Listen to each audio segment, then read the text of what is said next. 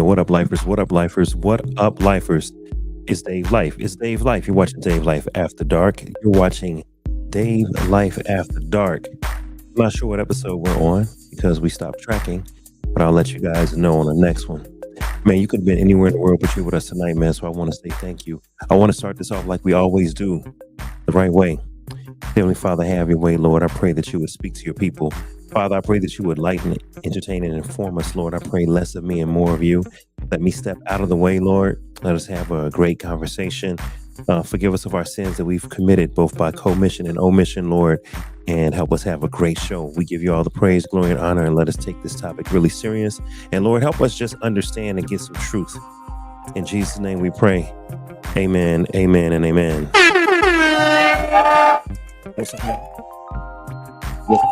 What's up, lifers?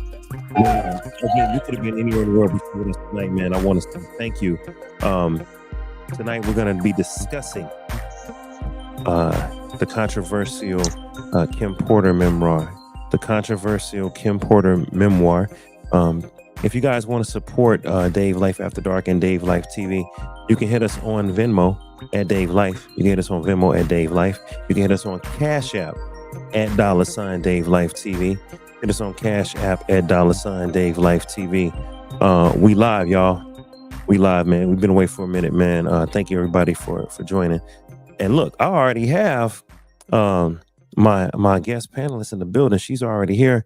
So let's cut straight to it. Welcome to the stage, my friend, Jamaican Goddess. What's up, Susie? Hey, Dave. What's going on with you, Susie? You good? I am so ready. Welcome back, Dave. I'm great. Absolutely. I feel. Hold on, we lost our music. Okay, we need our mood music. Welcome There you back. go. We've been gone for a minute. You know, I got married. I'm very happy about that. Show them your handcuff, Dave. Show them Oh your yeah, hold on. handcuff. There it is. Got my handcuff. Got my tungsten brushed tungsten black ring with the chrome kind of side to it. Right? That's my wedding band. It is the real deal. I would tell anybody, and I've been promoting it too. We got ours. We got my wedding band from Manly Bands. So shout out to Manly Bands. I would recommend anyone, if you want to get a ring for your man, go to Manly Bands. They got superhero themed bands. They have lifestyle themed bands. They have tungsten. They have platinum. They have gold. They got everything. I went with tungsten. It was a good one for me. It looks great. And guess how much this costs, Susie? Oh, you're gonna tell us how much? How much would a man's ring cost normally? How much would you buy your man for a wedding band? How much would you spend? Ain't no Now, price mind on it, Dave. You just got There's no price, but I want to give you this. This is a metal band, no diamonds. All right, so just a metal band. How much would should a metal band cost? I'm gonna be so wrong, but I'm gonna throw it out there anyway. Like what, 600, 700? You would think, right? 600, 700, depending on the band. If you have diamonds, you could easily, if you have diamonds, you could easily be up in the thousands. If you have platinum is going to cost more than gold, even though it's a softer metal. It's a heavier metal. But if you just go with a metal band, believe it or not, this tungsten band, less than $300. Including the engraving on the inside? Yep, including engraving. Oh my less than $300. gosh. All right. Wow, you guys know how to shop. I mean, Manly Bands. So look, Manly Bands, let's get on this endorsement deal. I'm putting people up on game. So go to Manly Bands. All right. Now a woman's ring, of course, costs a lot more money, but we can get into that on another show. Susie, tonight I really want to talk about this. Let me put it over here. I really want to talk about this controversial memoir, the Kim Porter memoir, Kim's Lost Words, written by Jamal T. Millwood for Kimberly Porter. This has been a bestseller on Amazon. I got a few different links that I want to play. I got a link to an interview. I have an excerpt from her ex, I'll be sure, the father of their son Quincy. And look, I want to say this too before we even truly get into this. Um, man, I got a lot of respect for everyone involved, including Kim Porter. Rest in peace to her. She passed away tragically of pneumonia. Um, I got a lot of respect for Al B. Shore. Met him one time out here in LA, believe it or not.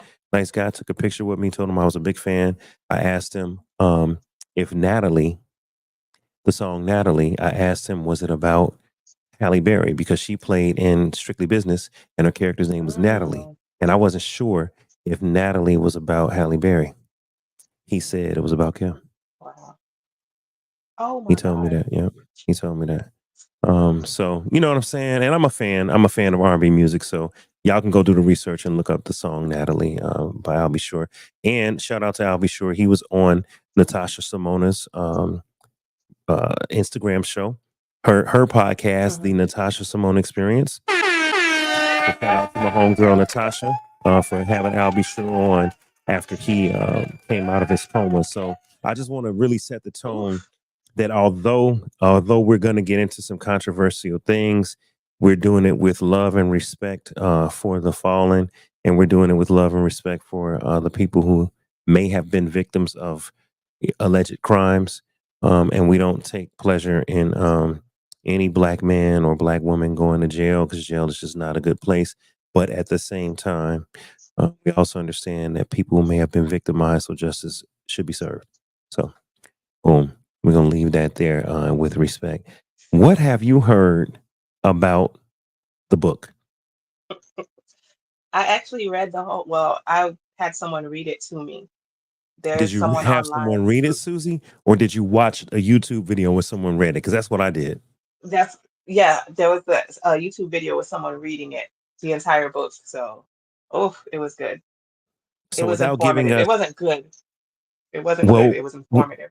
without giving us details, what was your impression of hearing or reading, having the book read? Like, what was your impression of it? Did you? Well, I don't want to lead the witness. So what was your impression of reading the book or hearing the book read? What was your initial thoughts? It gave me a whole new, it's so funny. It's like not so much about Diddy. Like it let me see Kim in a different light. Like she was really just a person. Like her the way she is in the public and on the red carpet and stuff like that is completely different. She's just an around the way girl. So I was like very shocked at how money doesn't really help a person make the best decisions, should I say. There's still people at heart. It's I just can't wait till we get into it. We're gonna get into it, Dave. Yeah, we got to get into it. So there's a lot of controversy surrounding the book. Some people are asking, is it real? So that's the first thing I want to really address. I want to address whether or not the book is real and who the purported author is. And I have a page, a link to an article. I'm looking for it, Susie. I thought they said that the Jamal guy, pretty much put together her journals, that it was actually her words, and he just produced them in a book form. I think it's real. Um, well, It sounds we're like a gonna, woman wrote it. we're gonna get into that part. That's the one I'm looking for. The Okay. Rolling Stone article. I think I found it. Rolling Stone, Rolling Stone, Rolling Stone. Kim Porter book. Kim Porter's kids. So you could tell I've been away for a minute. It's There it is. okay. There it is. Oh no, this ain't it. That's not what I want to share. Take your I time. wanted I want to share. There. Share this tab instead. Okay. All right. So I saw an article in Rolling Stone. Okay, and they're saying that the author, Oh, his real they gave his real name, and the author himself has said he can't say whether or not this is real. So that's an indication right there. When the author himself says, I don't know if I can really say if this is real, that should tell you something. All right, so the name of the book is Kim's Lost Words. It was written, Kim's Lost Words: A Journey for Justice from the Other Side, A Journey for Justice from the Other Side by Jamal T. Millwood for Kimberly A. Porter. It says that Jamal T. Millwood, I found out that his real name is Chris Todd. Um, Mm, uh, yeah, his real name is uh, Todd Christopher Guzzi. He goes by Chris Todd, and he has a pen name as Jamal T. Millwood. Right. ooh, Um, some people are questioning whether or not the book is real. Some people are questioning that. The story behind it is that according to the book, and this is where you can mm-hmm, jump in and tell me what you thought when you heard this stuff. According to the book, uh, Kim had been writing a memoir, allegedly, and had uploaded it to the cloud. And um, how did you hear, according to the book, how did it get out? Do you remember what it said in the book? no, I thought she sent a backup to someone That's what she because didn't did. Diddy take her laptop? Yeah, that's what I was. Yeah, that's what it. Hmm. Yeah, so according to the book, we got to say allegedly too, Susie. We got to. This is all alleged because they ain't Okay, suing me, right? But allegedly. according according to the book, according to this book, it alleges that that someone broke into Kim's house, stole her laptop after her and Diddy broke up, but she had uploaded a Mhm. copy to the cloud. And what they're saying is that um, allegedly in the book, she started to feel ill at some point, and when she started to feel ill, she downloaded the book and started to finish writing some final uh, chapters, and then she sent out the book with the password to her cloud account to multiple people, and that's how it got out. And the author is claiming that he came across it somehow. I don't know how, but he claims to have come across this book. But I heard allegedly in the book that she expedited finishing her notes because she began to feel sick, and she noticed that people that had been around her that began to feel sick, they didn't have the flu; they were dying of pneumonia. Do you remember that part in the book that it alleged? Yes, Talk about that. yes.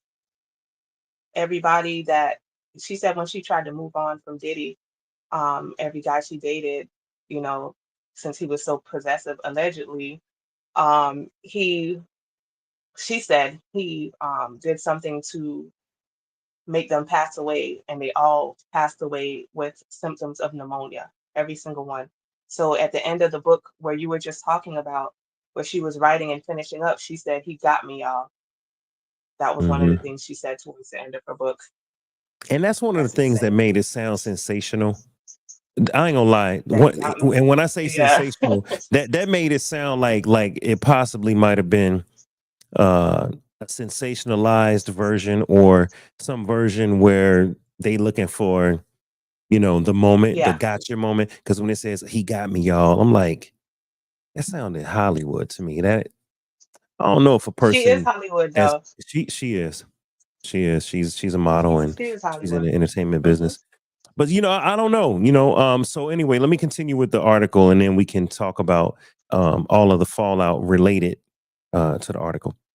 All right, so Kim Porter, according to Rolling Stone, Porter's memoir is number one on Amazon.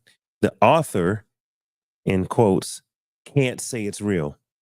Sometimes you have to just put it out there. Chris Todd tells Rolling Stone, as ex-partner of Sean Combs' family and friends claim the book is fake. All right, so some people are saying uh, that it's fake. This is of course Kim and Sean, Kim and Diddy. All right, just looking at the little piece of this article, it says the man behind the publication of the memoir, purported to be from Sean Combs' ex partner Kim Porter, tells Rolling Stone that he can't guarantee that the book's authenticity is real after he claims to have received a flash drive containing the book from two music industry sources, but insists that he believes it to be true. So he says he can't guarantee that it's true, but he claims to have received this from two music industry sources. The 59-page book titled Kim's Lost Words: A Journey for Justice from the Other Side was self-published on Amazon earlier this month, tracing Porter's alleged tumultuous relationship with Sean Diddy Combs before her sudden death from lobar pneumonia in 2018. All right. It's numerous typos, factual inaccuracies, and incredulous claims involving high profile names made little traction upon its release. But after Combs' arrest on trafficking and Mhm. racketeering conspiracy charges, sales have skyrocketed. The $22 book is currently Amazon's #1 bestseller, outperforming new releases from Sally Rooney, Nicholas Sparks, Hillary Clinton, and Ina Garten. Amazon calculates its bestsellers list through sales, volume data, and customer activity of a book relative to the activity of other books. All right. So, what I didn't know, Susie, is that Mhm. the book had been released before Diddy was arrested. I didn't know that. I thought I the didn't know book that came either. out after, Diddy was arrested. So I had no idea the book was already released and had poor sales, or, didn't have the number of sales. And then after the arrest, it skyrocketed. That's news to me. I didn't know that. Okay. How did you come across the book? In that rabbit hole on YouTube, you know how they put the recommendations as you're watching all the other things. I was seeing what was going on with Diddy. I was really trying to get the list of all the celebrities, as many of them as possible. That's what I was interested in, to see who else was involved. And then I Yeah. came across the actual book. Yeah. Mhm. Well, Destiny, my queen. Destiny. She's making comments. Definitely said Hi, Hayes. part. The part that got me. Oh, sorry. I was trying to turn down this. Oh Okay. yeah, She said the part that got me was when he made her have sex with different people while pregnant, shaking my head. Yeah. So look, y'all. allegedly. Allegedly. Yeah, we got to be clear. The book alleges a lot of bad behavior from a lot of people. Okay. It really does allege a lot of bad behavior from a lot of people. Some of the names that are thrown out there. Um, I mean, look, Al B. Shore was thrown out there. Um, of course, Kim Porter was thrown out there. Um, trying to think of other Will names. Smith, Will Smith was thrown out there. Jay-Z was thrown out there. I was Tupac. shocked. Tupac, of course, was thrown out there. Kamora Lee Simmons was thrown out there. And I'm not going to detail everything it said, right? But I'll just say every name we named, it was something negative or something salacious or something controversial. So um, you can go to YouTube, you can find those videos, you can listen to it for yourself, or you can buy the book. But I was really Hmm. shocked that this book claims um, that Diddy had relations with both men and women, and that Diddy forced Kim to have relations with both men and women for business leverage and business gain. Of course, I had heard rumors allegedly that they were swingers. I had heard rumors allegedly that, Will Smith and Jada Pinkett were swingers. These are all rumors that you hear, alleged things when you're seeing what's up with Hollywood. But I was kind of shocked to hear of the criminal aspect of, I'm going to force you to do this. You're pregnant. I'm going to force you to do this.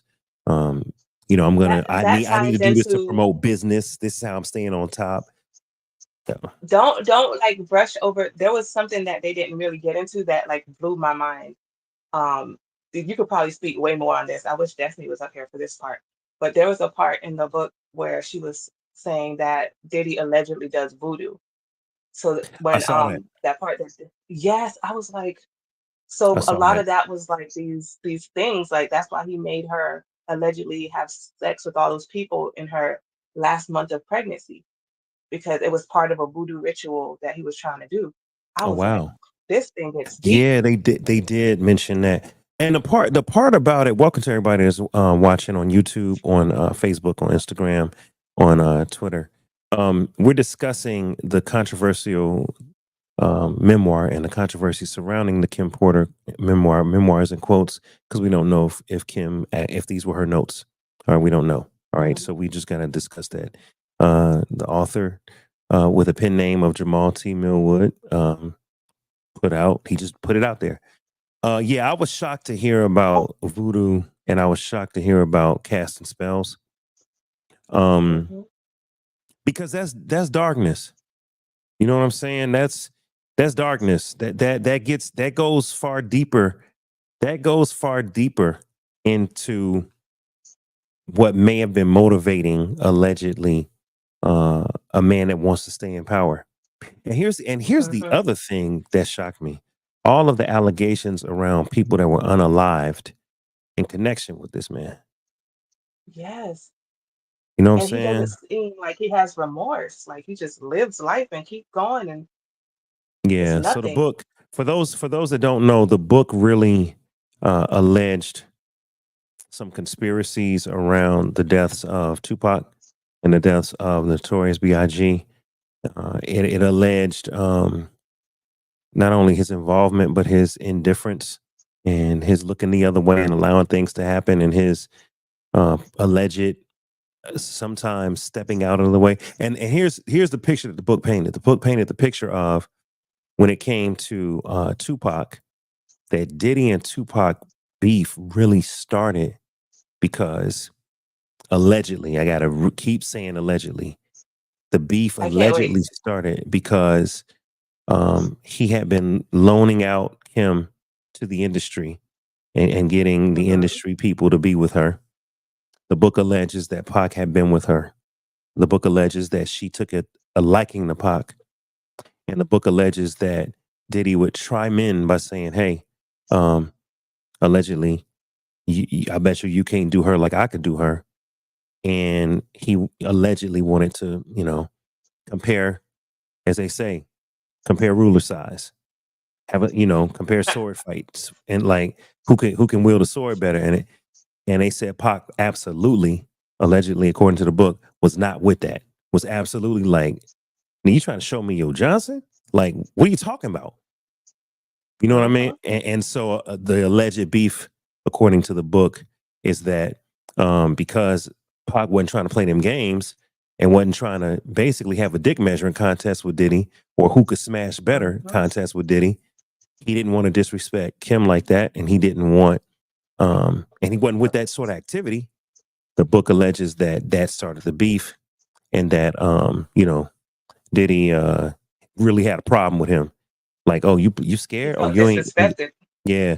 So how we can, and again, I'm really being careful with my words because again, y'all, Kim is not here. I don't want to disrespect her children. You know what I'm saying? Her family. So I'm talking about the book, but I don't want to take this sort of thing lightly. But what was your reaction when you heard that? Like, yo, like he's trying to pull men into suspect activity by using I his feel woman. like I wish there were more men up here because I can't understand the thought process of a man because I feel like you can't pull a man where he doesn't want to go. Like I You don't feel absolutely like. cannot. You cannot. You cannot. Okay, thank you. I'm going I'm speak tell for the I'm men tell because I'm like, I'm telling you right. I'm telling you right now. Can't no man say, "I bet you my dick is bigger than yours." Pull out and show me. Get the fuck. I'm sorry. right. I'm like Nah, that ain't. Nah, I don't. Nah, men don't play those games. And the listen, let me ones just that be. aren't into it. That's what I'm saying. And let me be very clear because I want to get to this clip from Suge Knight. Suge Knight is in prison. Okay. Hmm. Suge Knight has a podcast Podcast. called Collect Call. All right, where he calls in from prison and he discusses different topics. And in one of his Collect Call podcasts, and I'm pausing because I'm looking for the picture. In one of his Collect Call podcasts, he actually got on stage with Chris Como. Chris Oh Como, yeah. formerly of Hmm. CNN, right? He got on stage with Hmm. Chris, and Chris called him from jail, and in classic Suge Knight fashion, Suge dropped some damn bombs. He Yeah, said some I saw things that. that really made you go, "Wow!" Like, you can't discredit because he knows Diddy. They were friends at one point. He even said in the interview, "I'm not gonna say we enemies right now." He said, "But we were friends." He said we was boys. So as Death Row Hmm. was growing, Bad Boy was growing, Suge and Diddy were boys at one point. They were cool. All right, hold on. I see. Hey, what's up, everybody joining the show? I appreciate everybody. First of all, shout out to my baby, Des. She said, "Yay, we live." The Queen Destiny, we in the building. Yeah, we live, baby. Shout out to Damaris. She said, "Hello, Dave. What's up, Damaris? Appreciate you for joining." And shout out to Jenny. Jenny said, "Everyone who rejected Diddy seems to have been taken down or are no longer living." Look, you ain't never Mm, lied there, and that's the part, Susie, mm. that makes this man. I mean, look, dang, I'm not trying to be entertained by other people's, problems, Mm. but this is top notch information, and this is entertainment news. I It's a knew that butt was blockbuster. coming. It's a blockbuster. Diddy was the biggest thing out here in black music for 20 years. He survived. Hey, it's official. I survived what I've been through. We all got drama. The saga continues. In his words, you know what I'm saying? He made hit after hit after hit. And getting back to the book alleged that the beef with Pac started over Diddy wanting Pac to get into suspect activity, and Pac went down with it. All right. Now Mm. they're saying that the beef with Notorious B.I.G. They're saying that Biggie and Was Puffy leaving didn't the label. have the same relationship that they portrayed, like they wasn't all cool. And have you heard that before? That Puffy and for all them young people, when we say Puffy, we're talking about Diddy. Diddy had many monikers. Sean John, of course, his real name Sean Combs, Puffy, Puff Daddy, P Diddy, Diddy, and now Brother Love, and now Love, and now the streets are calling him the Diddler. So all those people And are the same inmate person. number 1723. But Yeah, I yeah, didn't that's know they weren't crazy. that close. I didn't know they weren't that close, but I've never heard that until the book. But I think they said in the book that he was trying to leave and the label or something, and that pissed off Diddy. Yeah, we're talking about Kim's last lost words, and we're going through some of the topics and You have the points. Suge clip? I do, and I'm setting it up. I'm setting it up. Setting it up. Yes. It's a good Yes, clip. yes, All yes. right, so look, here's the situation. Diddy and Biggie were not close, and the book alleges, and then I have to keep showing the book so y'all know what book we talk about. The book alleges that Biggie was trying to leave the label. And shout out to Gene Deal. Gene Deal is Puffy's old bodyguard. He was there for the early years, and I watch a lot of Gene's content. Shout out to Gene. Gene has been on many podcasts, all the big ones. Mhm, The Vlads, the Art of Dialogue.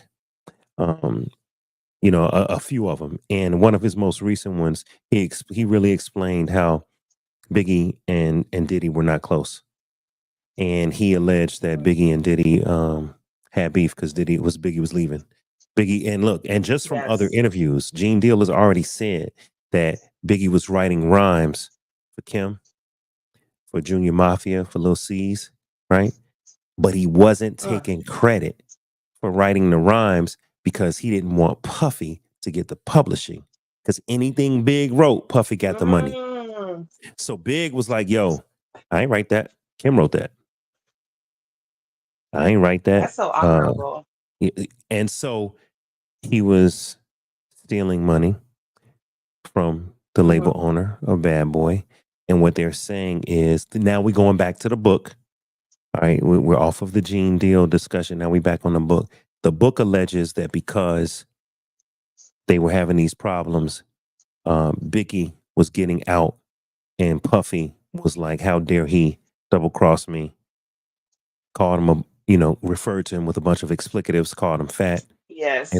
said, "I can't protect nobody with my resources that's disloyal." That's what the book alleges, and the book alleges that he basically withdrew protection from Biggie when they went to L.A. and in a sense, allowed him to get touched by the streets. What was your reaction He when you said he heard sent him. that? They said he sent him to LA, so allegedly in the book that's what was said. So he's just a very egotistical, sensitive, fake thug. Like anybody who steps on his ego is gonna get hurt way more than is necessary. It's too drastic. And it basically, I don't know why he felt so disrespected by Biggie being smart by not allowing Diddy to take all the publishing, because as you see now, it came out later that almost none of his artists had any rights to their own publishing or any of those things. So Biggie was just beating him at his own game, and he didn't like that. So, Yeah. and And did you mm, hear the part in the book where they said that that man is evil if these things are true? The part in the book where it says that Diddy sent Faith to go be with him. He set that whole thing up so she could control him and all of that. That was insane. yeah, so the book, you guys, if you haven't read it, and we're discussing it, Kim's Lost Words. The book really alleges here that Puffy was a monster. Like, I mean, in no uncertain terms, that book destroys his character and paints him as an absolute monster. Okay, a person. It paints him as a person that would remove protection so that his prized artist could be unalived. It paints him as a person that would cajole uh, Faith to go marry Mhm, Biggie to control him. mhm. It paints him as a person that would tell Faith, yeah, go sleep with Pac so I could help get his guard down and set Pac up and cause more beef between Biggie and Pac. It put the book alleges and puts Diddy behind all this mess. Like I literally listened to the audio book. Somebody read it word for word on YouTube. I listened to it for what, it might take an hour and a half. Do you know, Susie? I did not move. I didn't get up. I didn't go to the bathroom. I sat there like, yo, Same. what? I was Yeah. like, yo, this can't. I'm like, man, if he was moving like this, he's a menace. Allegedly, And if that's how he was it's a moving. bigger there's a bigger thing to this. It's like, how desperate are people? I'm only talking about the beginning. I'm not talking about later on, where you question your own morals in the beginning. What goes through a person's mind where initially they're like taken aback by whatever he presents to them that, is out of line. And then they say, you know what, I need this money or I need this deal. Like, how is he able to meet so many people who are willing to push past that one time? Because all it takes is once Yeah. to push past that. Tupac said no. Okay, the first allegedly What, based on the book, so Tupac look, wasn't with it. we have to Hmm. discuss this, okay? The beef between Biggie and Puffy was money and loyalty, okay? And Biggie Hmm. was leaving. The beef between Pac and Diddy, according to the book, was refusal of A sexual sexual escapade. looseness and Hmm. escapades. Pac wasn't with that part. Now here's the wild part. According to the book, he was cool with, I guess, I don't want to say swinging, because swinging is when everybody swap partners. But according to the book, Pac did sleep with Kim, and according to the Hmm. book, other people did sleep with Kim at Diddy's offering. That's the wild part. Hmm. On a regular That's the wild basis. On part. a regular That's the basis. wild part. If this is the love of your life and all of this, and this is before they had children, the book alleges that he would offer her out, and the book alleged, hey, she was like, hey, I was young, at first swinging was fun, I was sexually open and I was young and I was enjoying both men and women and I didn't have a problem. They began to have problems when he began to offer her now as collateral to the industry. So it alleged that some of the business deals and some of the meetings and some of the leverage that he had was because, she was available at his request for other people to get with. And that gave him leverage and favor with people because they're like, oh, yeah, Diddy be hooking me up. And That was that's so yo. hard for me to wrap my mind around. I'm Tell me like, about okay, that. that was very hard. I'm still struggling with the mindset. Maybe I don't have enough zeros in my account or enough commas in my account to think that way. But I can't imagine like just being, I don't know. That's insane. That's insane. And they weren't using protection and nothing. It's like, what the heck? Yeah, and the worst, Allegedly. Allegedly. and right, allegedly, and the worst part was that like Destiny said, the worst part was some of this happened when they were While married. she was I'm, pregnant. I'm sorry, when she was pregnant. When she was pregnant. And I yo, Mhm. I mean, that's different. Like, you know what I mean? Hey, shout out to everybody who's watching on Instagram. I see all my lifers. Welcome back, everybody. Everybody watching on YouTube, welcome back. I appreciate y'all for joining. We're just getting into this. We're discussing the memoir, the alleged memoir of Kim Porter, Kim's Lost Words. Okay, so going back to the article that I was looking at in Rolling Stone, is basically saying that it's a 59-page book titled Kim's Lost Words, A Journey for Justice from the Other Side. It was self-published, again, by a man named Chris Todd, who went by a surname, a pen name of Millwood. The alleged memoirs, sexually explicit allegations have been widely circulating on social media amid rampant speculation, misinformation, and memes surrounding Combs and his looming criminal trial. Um, okay, and this is where I want to get into um, Kim's ex, Al B. Sure.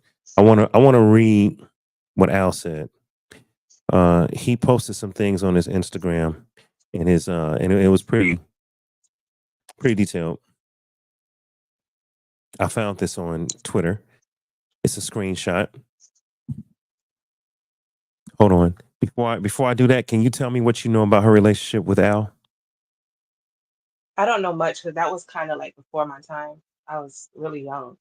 So I just know that they met young, it didn't work out, and they stayed best friends after that. That's all I know. Okay. Oh, I gotta pull it up. Oh, here it is. All my ex stuff.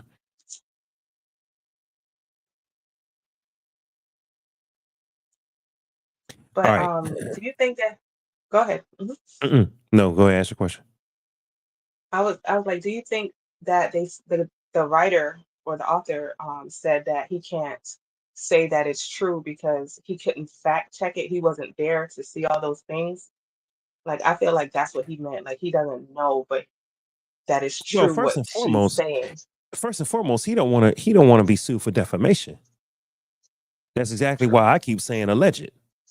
Okay, because he doesn't want to defame anyone by making claims that they did these things. Mhm. So he wants to say, "Hey, I received a copy of these notes of this memoir, and I self-published in support of Kim." So that's what he said. He's basically saying, "I didn't say this. Kim did." And so Right. when the media says, "Hey, how can you know this is true? Are you standing behind this?" I can't. All I know is what the manuscript says. So he doing that. He doing That's that. smart. Yeah, and look, I mean, I went and looked for the book on Amazon. I didn't see it. Who Ooh, released her book? Hold on. First of all, shout out to Parrish. What's up, Parrish? Parrish Blair TV. What's up, Parrish? You're welcome to come to the stage too. You're a friend of the show, Parrish. So you're definitely welcome to come to the stage and discuss this. I'll send a link. Um, Matter of fact, Susie, you say should you we can open find it on Amazon? Susie, I don't think we should open this up to the public because I think it could get wild Yeah, if they we can if we bring. behave. You're lifers. I You know, like but to see. Well, you know my which lifers ones. my You know lifers are which one ones. thing. My lifers are one thing, but then it's people that I Your may not panel is know. something else. Yeah, Okay, got you. yeah. Okay, your Yeah, discernment. We'll go I'm with gonna that. send it to Parrish. Parrish, I'm gonna send you the link. Check your messages, Parrish, and then you can come on up You if you didn't want see to. it on Amazon, Dave? I looked for it right before we started filming, and I couldn't find it. So therefore, I don't Hmm. know. I don't know if it's still up there. What I'm suspecting is that there have been complaints of the validity, and so Amazon might have been forced to take it Oh, down. okay.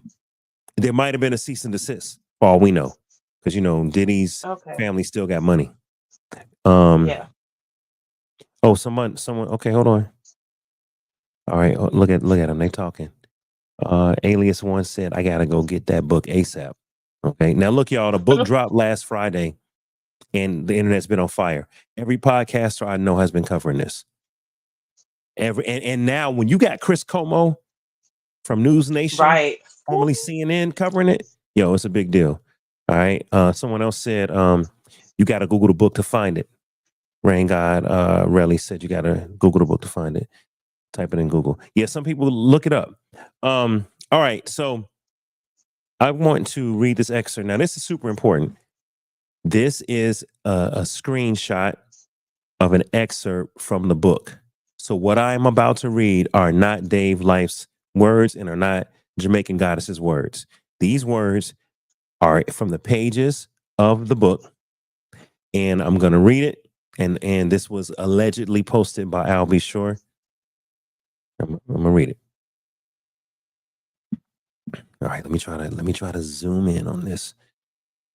Visit this. Zoom in. Yeah, there you go. Okay, cool. All right. Now, I got this from Twitter. All right. Hold on. Wait, what is this?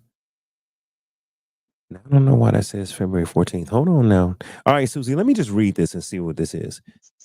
All right, it says the year passed and thankfully we didn't have many bad arguments.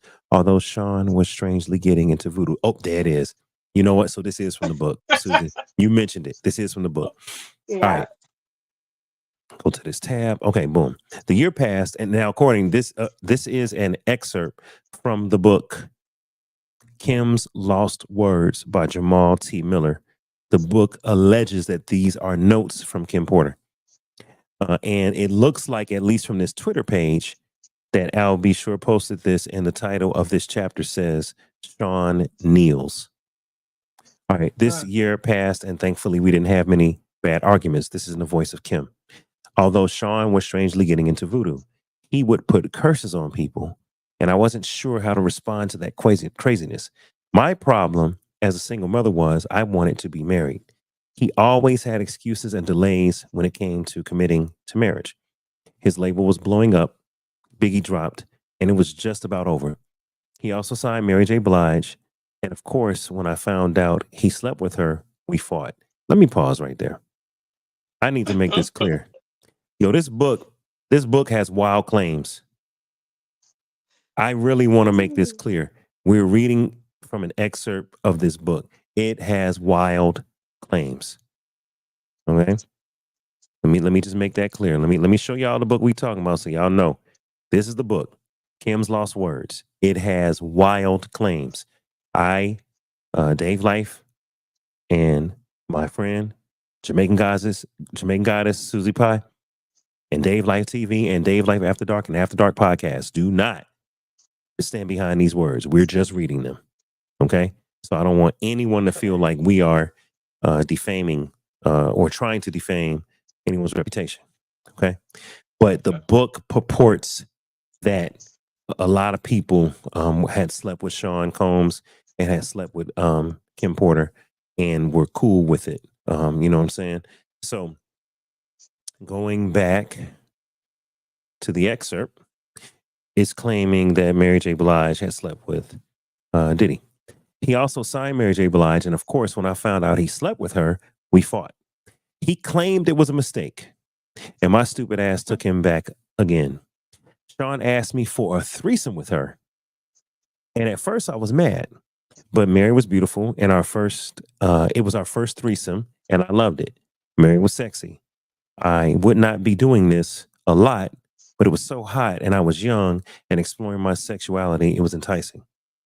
Over the years, we brought other women into our bedroom periodically, and we were happy. That is until one day I came home to a situation that went from awkward to a nightmare. Quincy, which is her son by Al B. Shore. This is why we're bringing this up, because Al B. Shore made a post. Quincy was with the babysitter, and Sean was sitting with Al B. Shore at the dinner table. I had a child with Al, and Sean was the father in Quincy's life, like the stepdad. The awkwardness of it all, of us being together, had dissolved a long time ago, but it was still weird that they were here in my home together, alone. I sat down. We had drinks. It was fun. The conversation was cool until it wasn't. Now, the post stops right there. This is something that Al B. Short posted. It stops right there. And then this is where Al B. Shore makes his own post right after that. All right. So now I'm going to read Al B. Shore's reply, reaction, response to that excerpt. If you continued reading the book and if you continued watching the story that reads the book, it goes on to hint that something may have went on physically, sexually between Diddy and Al B. Shore.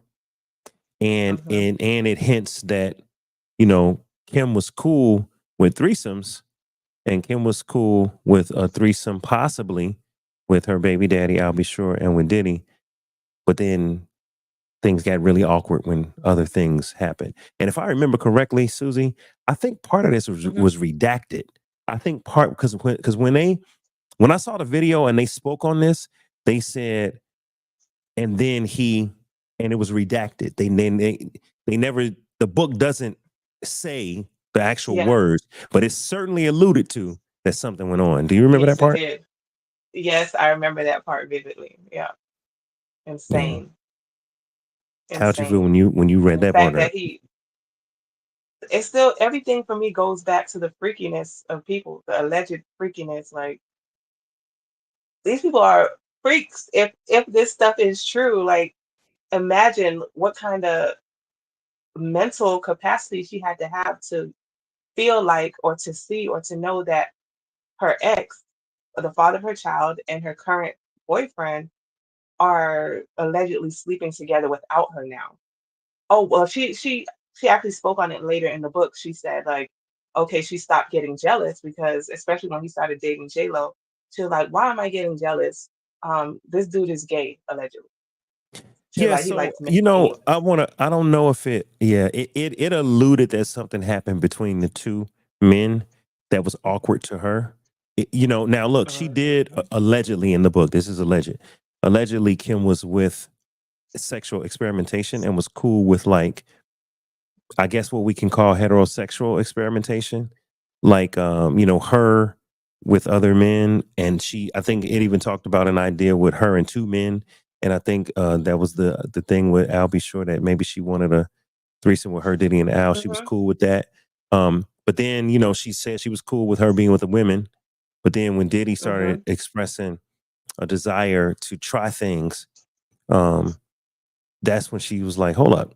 And in fact, before we even get to the Al B. Shore piece, we got to put a pause in the Al B. Shore piece. The book alleges that Diddy wanted basically a butt plug, right? Yes, I'm glad you finally went back to that. Yes. Yeah, basically a butt That's the plug. part I said I can't believe she didn't walk away then. She tried to, and then she came back.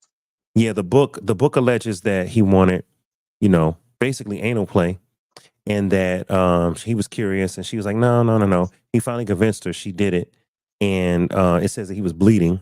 The book was hella raw, y'all. All right, so pause. It was the book was something else, and and it was like she was like, I should have been done, but he begged her, take me back. I'm sorry.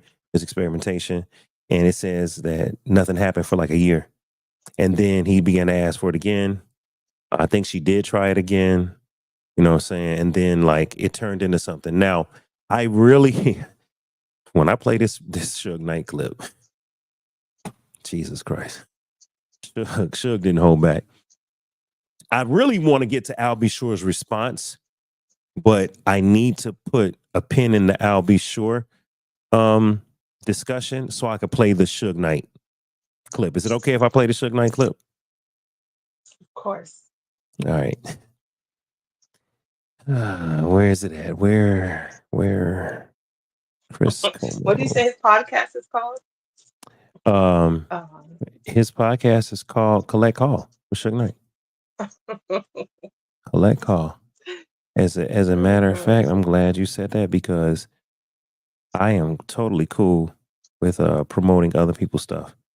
Collect Call with Suge Knight. All right. That's the name of his podcast. If you haven't seen it on YouTube, it is must see podcasting because Suge don't hold back. So shout out to Suge Knight and his host. And look, it's real. He does these recordings from prison, right? So shout out to Suge. He's really out here sharing information from his perspective. And if you are a podcaster, how can you not? How can you not check out the content? Because it's definitely interesting. Okay, now so Suge does his podcast from prison, and he discusses things in the industry from his perspective, being the CEO, former CEO of Death Row. All right, now he was on Chris Kumo, and I want to play that clip because I thought it was really really good. Here it is. Okay, boy. All right, Susie, this is Chris yep. Kumo. All right, he's on News Nation. It says Suge Knight live from prison. And why did we jump in right at this part of the interview?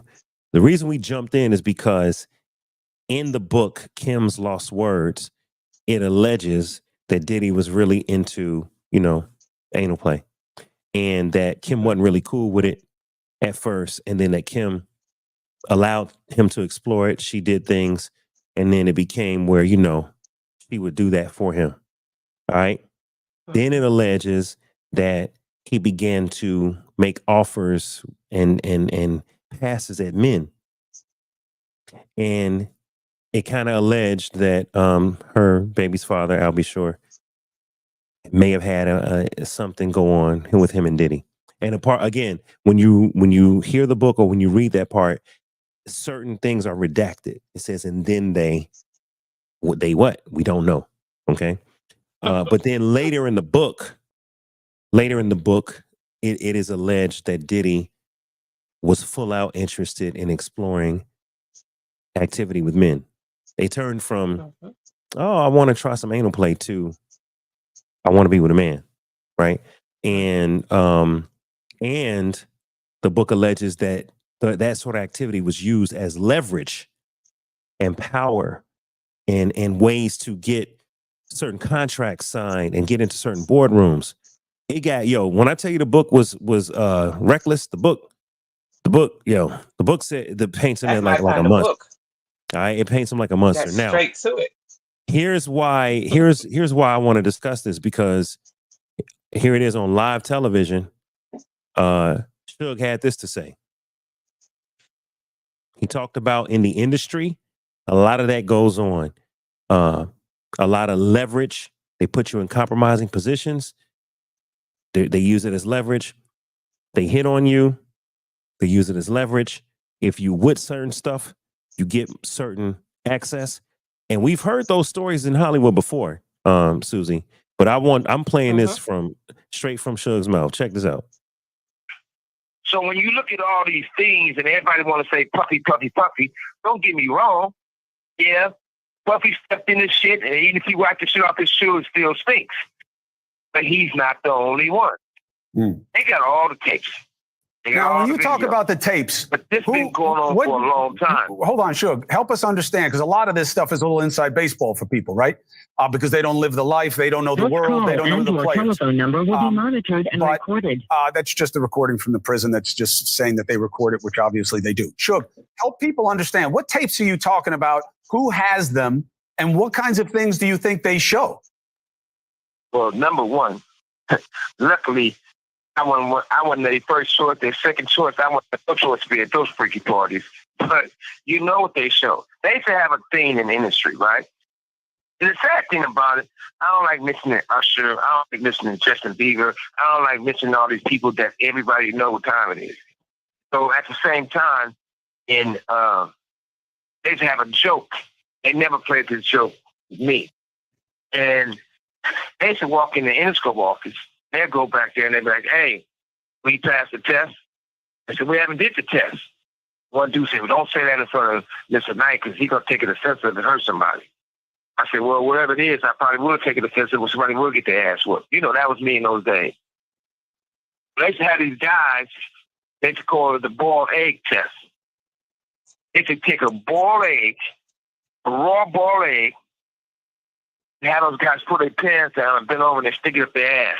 The eggs break, they say they're not ready yet. They ain't put enough work in. This is Hollywood. Yeah.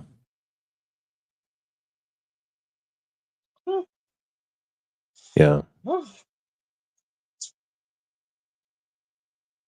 So Suge alleges that in the industry, they would test people, all right, and see, like Cat Williams said, do you have a virgin butthole? Essentially.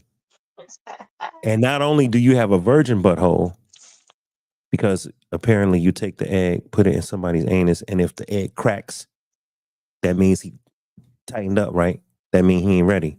So can you imagine if this is real, that they put an egg in somebody's anus and then listen, and it comes out unscathed? That's basically saying that this That's person what I is, was like. yo, man, They're not just just having anal sex; they're loose. Like you be having anal sex and egregious. Pause. Like this is the pause of all a pause. whole egg. So I'm and look, sorry. listen, hey, look, I was like, damn, like Suge raw. Like what Suge is, but when you start hearing Suge saying, hey, there's industry tests, people do stuff like this. This is how you get access. This is how they see if you with that kind of thing. And then you hear purportedly in the book, it starts with anal play, then it goes with, hey, you want to sleep with my girl? Then it goes with, I bet you I could fuck my girl better than you. Then it comes to, oh, why you scared? You think your dick bigger than mine? It goes into this whole other thing of first we swinging, and now Grooming. It's no, grooming. Playboy, I want you like that, yo. Mhm. That's grooming. And then he said something that I didn't catch when I watched that interview before. There was a place in Kim's book where she said that Diddy was allegedly setting up a hit. I don't know if this was the hit on, um, excuse me, on Tupac or on Biggie, but he was setting up a hit, and then a guy came in, a big guy that everyone knows, and he was giving him the money for the hit or whatever. And she said he was one of the people that luckily she never had to sleep with. She never wanted to sleep with. And then in this interview, Suge just said they never wanted him. They never invited him. So I don't know. That's Yeah. interesting. All right, so I know the part of the book you're talking about. Yo, I'm Hmm. not gonna say names because you know I ain't the one making these statements, right? I'm just reacting to what was in the book. But th- the dinner meeting, Hmm. that alleged that a big name rapper Hmm. heard Diddy's alleged plot to remove protection from Biggie so that Biggie would Hmm. be unalived. I was in shock because it basically says that this big name rapper was like, I'm cool with this because I'm tired of being in this man's shadow anyway. Like if you Oh, do that's a that, different person. I know. Remember, it was two situations. I know who that Mhm. person is. I'm talking about the one that came by the house when they were talking about it. There was a person that was at the house, and Kim came out, and she tried to act like she didn't hear it when they were Okay, now, discussing. yeah, yes. But see, that rapper's name was redacted also. All Yes. right. Because Hmm. when I saw the book or when I heard the reading of the book, they would say XXX, right? Because they Hmm. said, and they kept saying, yo, who the heck is XXX? So I'm assuming in the hard copy of the book, that name is redacted. So no one knows who that big name rapper was who claimed loyalty and was like, yo, I got your back. I'm loyal to you. And there's Hmm. the theme of this book is loyalty, or should I say disloyalty, is what enrages Diddy. That's the theme. Mhm. The theme of this book is that disloyalty enrages Diddy, and that if you're disloyal, you could feel the wrath. You know what I'm saying? And there's no telling the lengths that could happen. That's what the book alleges. Let's make this clear. We're talking about Kim's Lost Words by Jamal T. Millwood. Pen name Jamal T. Millwood. All right. And first of all, hey, I want to say this to everybody watching. If you're new to the After Dark podcast, hey man, thanks for joining. Thanks for joining the After Dark podcast. What I want y'all to do is hit the like and the subscribe button. Make sure you subscribe right now on YouTube. If you're watching on Instagram, and I know we got a lot of people watching on the gram right now, I want you to come on over to YouTube, type in DaveLifeTV, and subscribe. Make sure you subscribe. We got 15 people watching on Instagram. Thank you for all 15 people that's watching on the gram. We have a couple people on Facebook. We had a couple people on Twitter. We got 20 people watching on YouTube. So we got about 50 people watching right now. So thank you everybody for watching. This is the After Dark podcast. I'm your host Dave Life. This is my co-panelist, Jamaican goddess Susie Pie. Man, as a matter of fact, yeah, we know what, we just gonna keep rolling, Susie. I was gonna pause for station identification. Nah, I think we should just keep going. Yeah, let's Go go. with the flow, Dave. All right, we're going with the flow. Because All right, you said you wanted to do this before the Suge. Did you cover everything? I mean, before the I'll Be well, Sure, I'll did be you sure. cover Yeah, everything yeah. you wanted with the Suge? Yo, man, this Chris Cuomo interview is very informative. I'll play a few more. Like I'll rewind a little bit so we can get the whole context. But the whole man, that whole egg test You keep pause. saying whole. I know pause. Listen. I feel like I got to say pause about every word, man. But that egg test, I was just in shock, because somebody said I've heard that before, as I've been around a lot of industry people. Yeah. Okay. So let's I, talk about that, Susie. I couldn't even pass the egg test with my vagina. It's gonna crack. Okay, so I don't understand.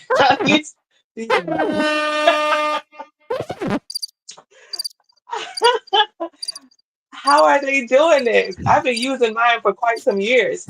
How are these men? Susie. I Susie. don't know. I Susie. don't know. I'm sorry, babe. I know. No. Wait. Welcome to After Dark. This is After Dark. We're not gonna go to the abyss. Y'all gotta go. Y'all gotta go watch the archives Pause. before. Y'all gotta watch the archives before I got right with Christ and before I got married. Y'all gotta go to the archives. Okay, before I clean my life Ooh, up. Lord. We're not gonna go to the Oh, abyss. But Susie, you saying your vagina wouldn't pass it the wouldn't pass the test. test? You cracked So, the what egg. type of action they got going on where the egg don't crack? Oh That's my God. which is why I said pause. I said, what? Should What? I was at work. I'm working. I got the podcast. I'm listening, typing. And I said, yo, Suge Knight is wilding. But guess what though? He probably not lying. And that's the scary part. He is more than likely not lying.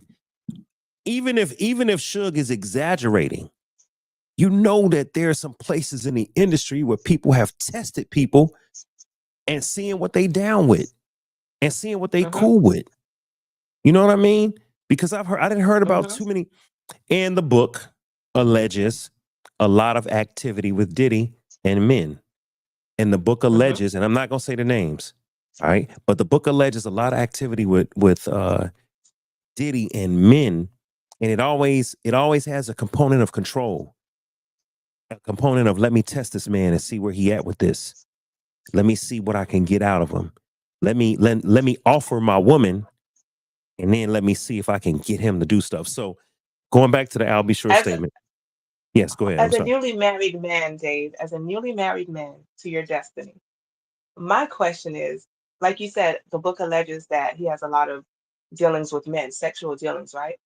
Right. But there also are married men that he has a lot of sexual dealings with. How do you feel like, how does that work as a married man who's based on what the book says, the wives know what they're doing. Like, how does that? I can't. There's so many things that's in their book that I can't even Yeah. process that. I mean, listen, I can say this. As a heterosexual married man, I can't fathom a man, exploring. All right. Like, basically, they probably into that or they're open to it. You see what I'm saying? Because look, you're not just dealing with a husband and wife. You're dealing with, hey, I'm open to swinging. Hey, I'm open to Hmm. swinging too. Hey, I'm open to Hmm. exploring my sexuality with same sex as a woman. That's what it alleges with Kim. Then it gets into the Hmm. man thing. I'm open to exploring that too. Without saying it, that's what it basically was like, yo, you into this? That's cool. Well, what if I'm into this? Well, what if and you know what I'm saying? So the book kind of alleges that, she came home and saw Diddy talking with her baby's father, I'll be sure. And things happen later after many drinks. All right, so let me read Al B. Sure's response to the allegations because are we done with Suge? Suge, wow. Let me. For I'll now, play. we're I'll done with play. him for I'll now. play. I'll play the remainder. Let me play another 30 seconds and see what Suge talking about. So everybody want to go act like they don't know what's going on. Hold on a second, But Suge. if you just look, all you got to do is I have never heard of anything like that. So if I haven't heard about it, just assume a lot of people haven't heard that before. But you think it's on video? Let's stop for a second. Go ahead, Suge. Yeah, listen, and also, have you ever been to any puffy parties? No. You sure they had a long time to think about it. But if you haven't been in those butt naked parties, even some of the preachers been in those parties, and they wasn't on their knees praying for God. See, they was praying for somebody to have come real quick or something. But I wasn't there, but there's proof of it. Lord have mercy. But at the same time, everybody want to look around and act like something going on that wasn't right. It's the facts of life in the industry. Not for the people who don't get in. I think that's important. He said, and this is what we can take away because look, Suge is a character, right? He's colorful, so he's basically letting you know the industry. This is a way of life in the industry, and I think that's the important thing is that Suge said at the beginning of this interview, if Diddy victimized men and women, and if Diddy took advantage of people for their contracts and their publishing, he learned it from other people in the industry. That's really the takeaway is that he's saying Diddy's a victim. He said, like he said, he's wrong. He shouldn't have done those things. But let's not forget that he learned it from predecessors. That was Suge's big assertion. Suge's also big assertion is that this is common in the industry to take advantage of people. And probably, like he was saying, the drug people and SA people, right? He's saying that was normal. So that's the takeaway. Now, Al B. Sure came back and said some things, and he had basically a response to the post, the excerpt that alluded that he and Diddy had some brush-ins. Okay. Let me read what Al said. Hold up. It's on X. Here it is.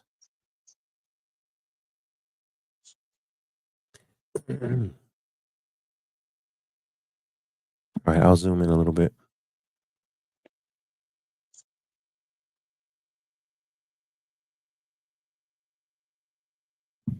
Okay. Now this post is allegedly part 1 and part 2 from Al B. Sure. You can see up here in the top right-hand corner, it says Al B. Sure part 2.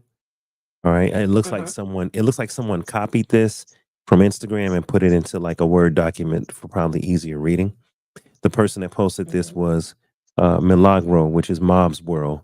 And so I'm going to make it clear that this is someone else's screenshot and excerpt from Al B. Sure's alleged page. So I got to make that clear, Susie, that all of this is alleged because, like I said, they're not about to come to me for defamation. Yep. All right. So That's right. this is alleged. And like I said, I got a lot of respect for Al B. Sure. I'm a fan. And essentially Al is saying this ain't true. That's essentially what he's saying. But I'll read it so we can understand. Hold on. Clear my throat and do a lot of reading. Hold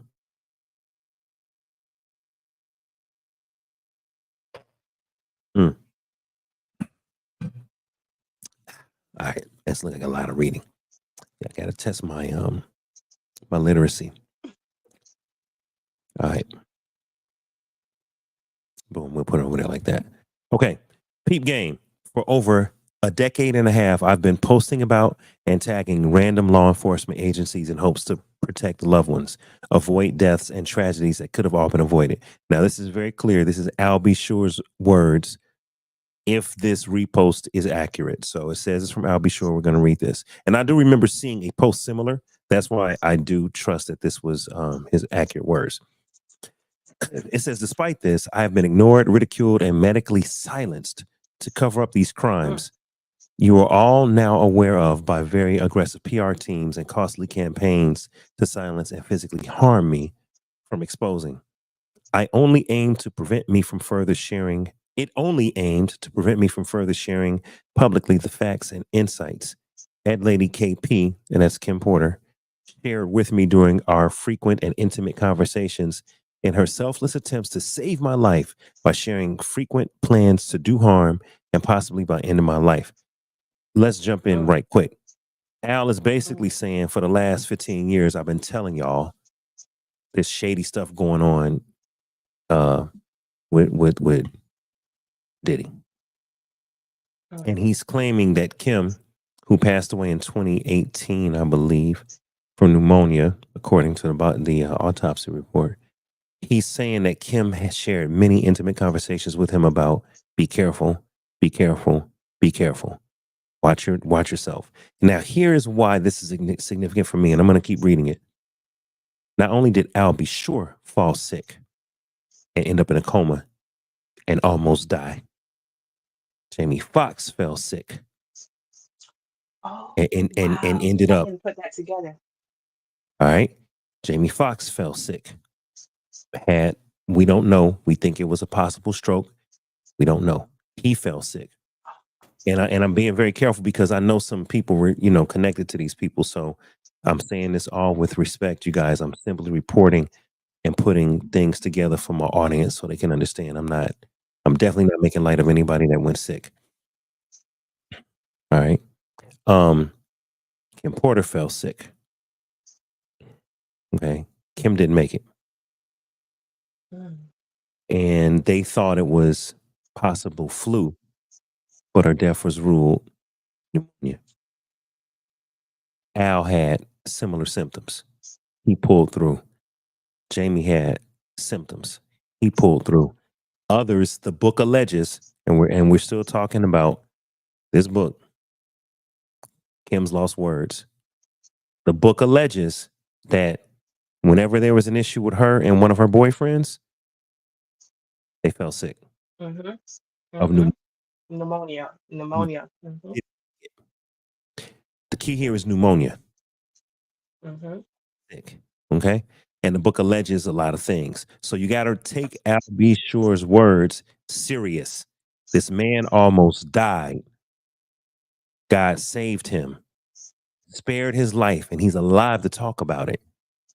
And now, and listen, and the love of his life, Kim Porter, is not here. She died. So Al B. Sure feels a type of way. And I'm going to continue to read his post, but that's the context for everybody that's wondering. Okay. Okay. Let's keep reading. It says further investigation request regarding Miss Kimberly Antoinette Porter. I'm writing this post to formally request an investigation into an entire group of individuals who worked at or around the residence of Miss Kimberly Porter, including the publicists who assisted drafting this. It has come to my attention that these persons were also instructed to steal her computer and mobile devices, contained her original book notes. Original notes are distinct from the fabricated bullshit and offensive pages circulated via Amazon, which depict graphic sexual acts involving me that never, in capital letters, never took place and were edited and added after Miss Porter's tragic murder. I want you to consider who authorized such fictitious publication without categorizing it as calculated fiction. The publicists and conspirators worked in concert, from separate camps, launching this campaign, which appears to be a very personal and deliberate distraction from their involvement in covering horrific crimes, assisted in and perplexed the public for many years, which I have personally experienced and cautiously deemed just as a medical crisis for legal reasons, until the rest of these atrocities were uncovered by authorities, making it more believable to a gullible public that has been fooled for so long. Okay, that was a big statement. He's saying that he believes publicists and conspirators are painting a picture about him and others in the book to take away from their possible involvement in covering up of crimes. So you hear the motive there? He's saying that they throwing dirt on me and other people to hide their hands. That's what he's saying.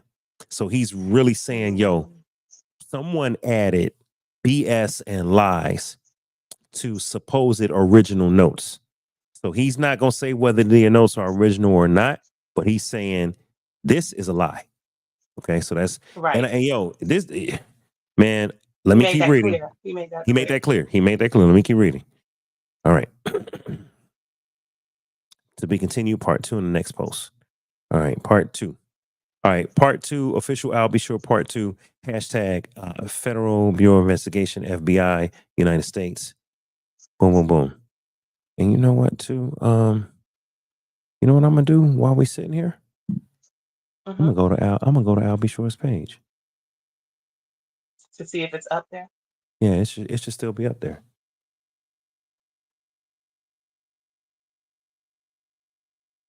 That's interesting. That first Oh part just Lord! threw me.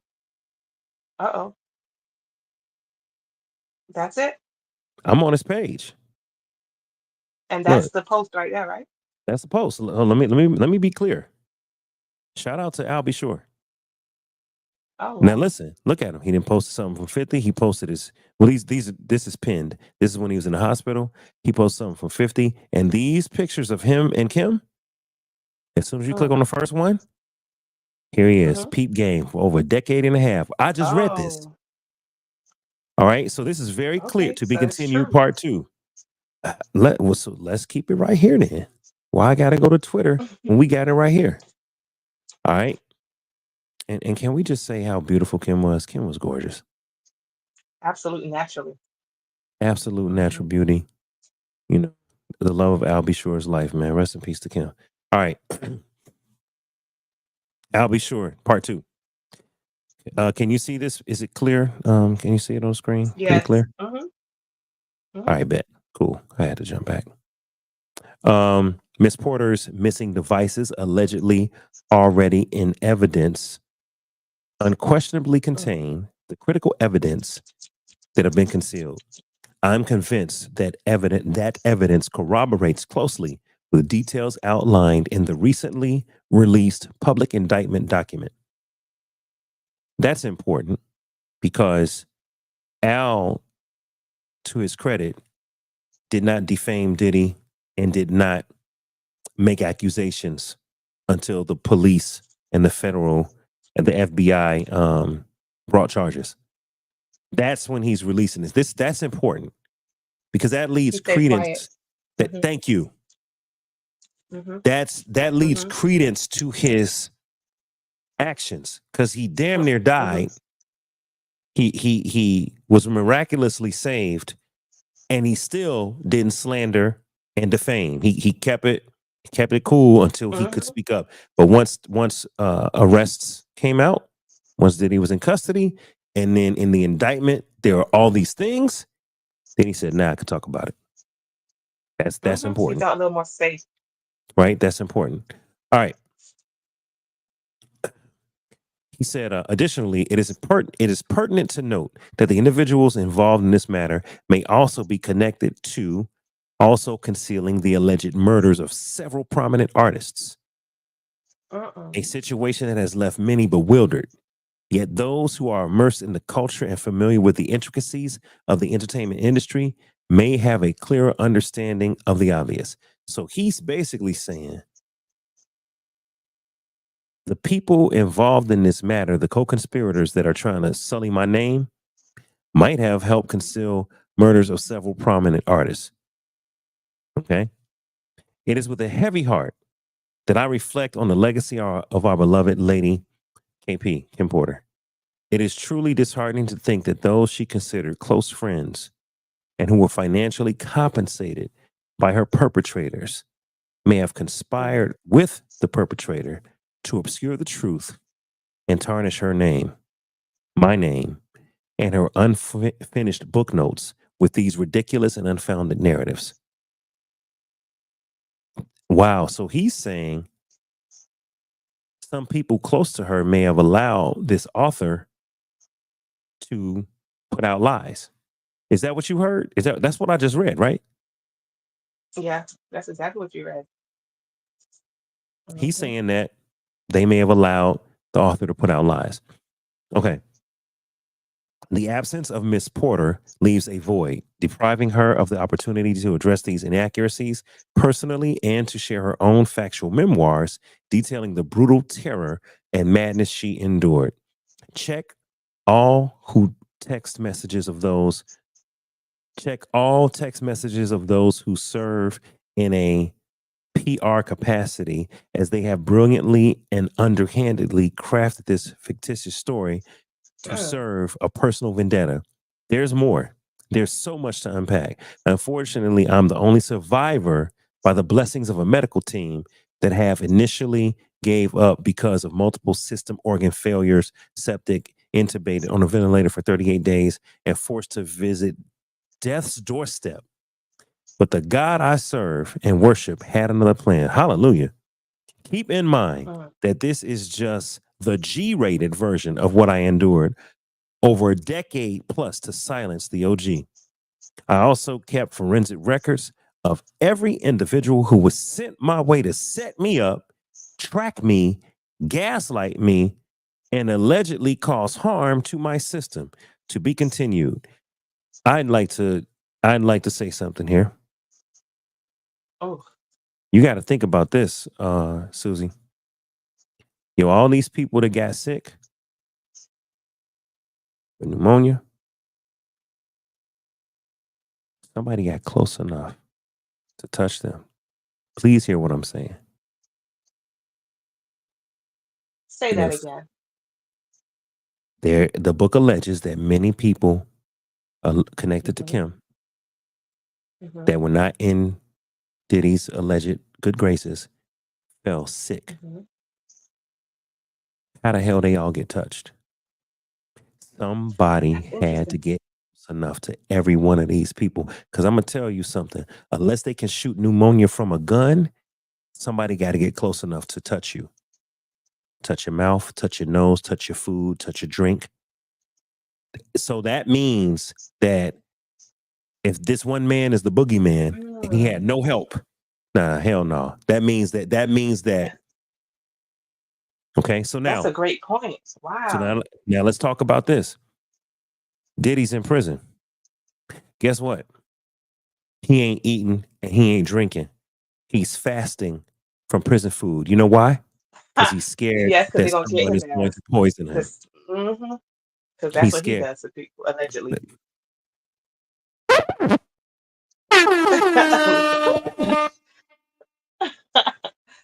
Wow. Wow, this is insane. All right. And look, even Suge Knight, yo, shout out to Suge. You know what Suge said on live television? Chris Kumar was like, hey, do you have any advice for Diddy? He said, yeah. He said, I heard he not eating in there.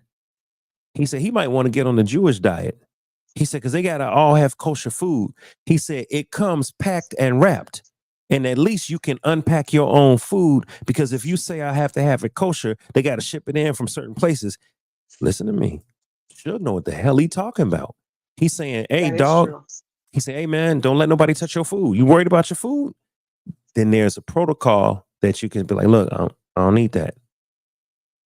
So that's, yo, man, Suge dropped some game, all right? Suge dropped some game. Still stuck on that point you made just now, Dave. That's scary. That he has to have people making moves for him, allegedly. Because if you know you're beefing with me and you come to my house, I'm like, what you doing here? There's right, no way I want to take anything you offer me. right. You know, that's nuts. And here's the Wow. scariest part about the book. The scariest part about the book was when he allegedly called her, or she called him. Somehow they got on the phone talking about Diddy and Kim while she was Mm-hmm. feeling under the weather, and he Mm. allegedly was like, "What's wrong? You okay? You feeling all right?" Like he allegedly was mocking her I remember that part. condition. Mm-hmm. And I said, man, Lord have mercy. If he did those things, that's evil. That's Yeah. Wicked. that's yo. Mm-hmm. Now look, we're not gonna compare crimes and we're not gonna compare sins. People keep comparing them to R. Kelly and Jeffrey Epstein. I'm gonna say Mm-hmm. this: you're dealing with people that people that have died. This goes, in addition to assault and coercion and SA and all those things. We talking about murders, yo. Alleged, possibly alleged murders. You know This is not a game, bruh. what I You know don't what I'm saying? understand is how he allowed Cassie to live, and how he allowed what's Kim's best friend, Russell Simmons' ex-wife, what was her name? Kamora Lee, Uh Kamora Kimora, Lee how Simmons. he allowed her to live. Like, how does he choose these people? He knows that these people know a lot about him. And Kimora Well, was speaking out for a oh while. no, I got another one. I got another one from the book allegedly. Kadada Jones, Hmm. Quincy Jones's daughter, Yes. who Tupac was dating. Kadada, Hmm. right? Hmm. Allegedly, Kadada snapped on him. You know, In public. in public at an award show. Snapped. And Hmm. Kimura had to calm him down, like, hey, chill, hey. And he apparently was so angry, allegedly, according to the book, he being Diddy, that he took a pitcher of water and peed in it, put it back on the table, and was gonna watch her drink the piss water when she came back, allegedly. And Right? Gene Deal saved it. And Gene Deal came in and said, "Hey, nah, don't drink that. Let me holler at you." And he got involved. But you ask, how could certain people get touched and others not? Well, if Hmm. number one, if it's a very public situation, he Hmm. wasn't doing things in public. Number two, if your parent or you were connected to someone very powerful, you don't want to f with Quincy Jones, all right? That's Because true. he got more money than Diddy. So, Mm. and he's well connected in the music industry. You F around with somebody's child that's connected, you gonna get handled. So certain people were protected. In Cassie's case, she was under his thumb for 10 years. And then she started dating the trainer that he had gotten for her. So now she's secretly dating the trainer, and the trainer helped her get the hell out. You understand what I'm saying? So it's not that he probably didn't try to keep her under the thumb, but she had help. She had help. You know what I'm saying? So it's serious, man. This is super serious. But let's go back and continue reading what Al Part three, said. right? Part three, yeah. Now part three, I didn't have part three, so this is new. I didn't read part three, so we're just gonna read this together. Man, Kim was so pretty. And that was a dope picture of Al. Al, let me give Al. Al was the man. He wrote a hell of a lot of songs. Him and Kyle West, his cousin, they wrote a hell of a lot of hits back in the '90s for Tevin Campbell, for Jodeci, for himself and others. Like Al B. Sure is the truth when it comes to being a songwriter. People just think he was a singer. He was a songwriter and producer. All right. Um, and he used to be a model. So let me continue reading. All right, this says I'll be sure. And it has the song Michael Jackson Gone Too Soon playing, which I have muted. He has hashtags for the Federal Bureau of Investigation, the United States Department of Justice, the DEA, Drug Enforcement Administration, the CIA, the LAPD headquarters, and the NIPD, and the Las Vegas Metropolitan Police Department. Can we He say he tagged is them. He he didn't is not hashtag them. can we say he is not effing around, Susie? He is not. He couldn't wait to speak. He's been holding his tongue. oh Lord. Susie, can I show you a comment? Somebody asked a question about you. Okay. Don't get Oh boy. sidetracked. I'm gonna show it. Susie Pod looking good. Is she single, Dave Life TV? Yes. I'm single. But you have to be I fully heterosexual. You That's gotta right. pass the That's you right. have to Oh fail the egg God. test. You gotta fail the egg. You gotta- oh my Ooh, God, I need Lord. failures in that department. I'm only look, dating failures. look, look. It won't even get in there. I'm You know sorry, what I'm I didn't saying? mean to get you off track. No, We're it's getting funny. the new scoop on part 3. It's funny because you were like, Dave, my vagina would fail the egg. That's hilarious. For real. Nuts.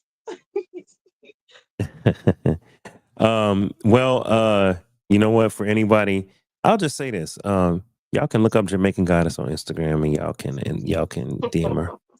But she's well loved and protected. So we ain't doing no Diddy craziness over here, and y'all not gonna be roofing people and all that shit. All right. Amen. Amen. She's a lifer. All right.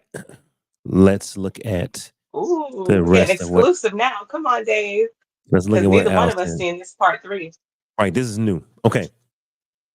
Unfortunately, Kimberlina was taken from us way too soon, and before she could complete her true thoughts, before this fake, unauthorized edit released on Amazon, which the disappearance of her computer and vital evidence raises significantly more questions. It is evident that her potential to expose the realities of her personal abuse. Hold on, Susie Q. You know what I Hmm. just picked up on? What's He that? he capitalized fake and he And capitalized Amazon. edit. Edit. Edit, yes. Susie, how you know it's an Come on, edit Dave. if if you never saw the original? Dave, I don't think anyone on any other channel caught that. Wow. How That's do you know? good. How do you know it's an edit if you ain't never seen the original? That means I'll be sure. Had a copy. What, Susie?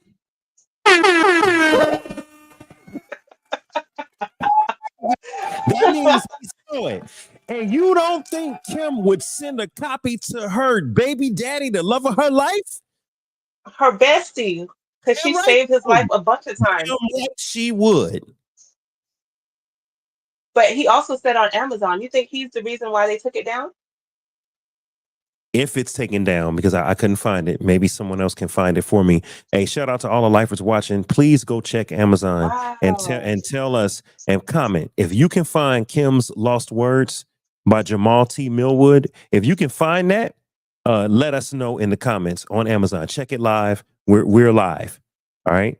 And let us know because Dang. I want to know, did someone stop this from being pushed out there? And Oh, this is my thing, Susie. nice catch, Dave. Nice Right? catch. Look at this, man. Wow. He said, y'all, in caps. Fake He said, edit. fake unauthorized edit. So he basically saying, hey, y'all, some of this could be true, but some of this is lies. All right. And he makes a great point that if you want to discredit someone's true memoir, jump the gun and put out a fake edit of the memoir with fantastic claims. So now you don't know what the truth is and what the lie is when the real memoir comes out. Now you don't know. This is crazy. Ain't it? All right. They didn't redact his name, just his act. This is nuts. Okay, sorry. Carry on, Dave. Hold on. No. That's a great point. So if the alleged memoir, I'll show it again. If the alleged memoir did not redact Al B. Shore's name, but it redacted XXX rapper's name, who was complicit in Diddy's alleged schemes to unalive Biggie. Mhm. If it redacted XXX rapper who was complicit with some of Diddy's assaultive alleged acts with same-sex Mhm. men, Mhm. then why the hell didn't it redact Al B. Sure? Because you know why? They didn't want to protect Al B. Sure. They wanted to discredit and harm and sully and silence. This just got deep. You caught that, Dave. This just got Ouch. deep. This just Wow. got real deep. They playing He chess. capitalized a few things on the last two parts. He Was did. it the He same did. words? Edit? No, it was a few other Mhm. things. All right, so let's Wow. continue, man. I'm in shock. I'm like, damn, this just got deep. All right, let's keep reading. I'm gonna start from the top. Unfortunately, Kimberlina was taken from us way too soon, and before she could complete her true thoughts before this fake, unauthorized edit released on Amazon, which the disappearance of her computer and vital evidence raises significantly more questions.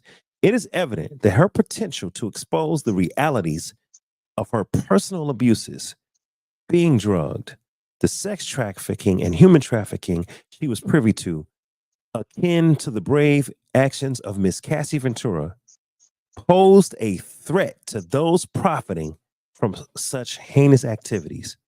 In a nutshell, Kimberly was allegedly taken from us because she was set on course to accomplish what Miss Cassie Ventura did by igniting the bonfire, which brings us here today with the avalanche that has brought Satan, not Satan Satin. or Satin. He That's brought meant Satan Satan. to their changes. Lord have mercy. They brought Satan to their chambers. Jesus Christ. Mm. Let us honor the memory of Lady KP, acknowledging the strength, struggles she faced, and the truth she sought to reveal in her own personal notes. Not this fake, unauthorized nonsense using my name to keep dragging me as social punishment for exposing this years ago. So he's saying this book is social punishment There's because the I've been motive. talking about this. Come on. There's the There, motive. there will be Okay. a significant suit headed right for the heads of the responsible parties who dragged my name into this bullshit. Kim and I, bullshit. He should have capitalized that. For real. Kim and I, Kim and I talked right up to a few days prior to her demise. Dang. Kim and I talked right up to a few days prior to her demise. She was in good health, and we were in such a great friend space, reminiscing about old times and celebrating news of our son's accomplishments. No affair, just great friends. Hashtag Mhm. warriors for Kim Porter. We must continue to advocate for justice and ensure that everyone of the individuals who conspired against her are held accountable and prosecuted to the highest extent of the law. Thank you to all of the law enforcement agencies for their unwavering dedication to uncovering a portion of the truth. A portion of the truth. There's more. Mhm. Rest in power, Lady KAP. Kimberly. He said her middle name on the Antoinette. last post. Was it I Allison? forgot. Kimberly Porter? Antoinette or something like that. It was Antoinette. Okay, so we'll look at the other post. Your true legacy Mhm. will not be forgotten. Let me read that over in respect.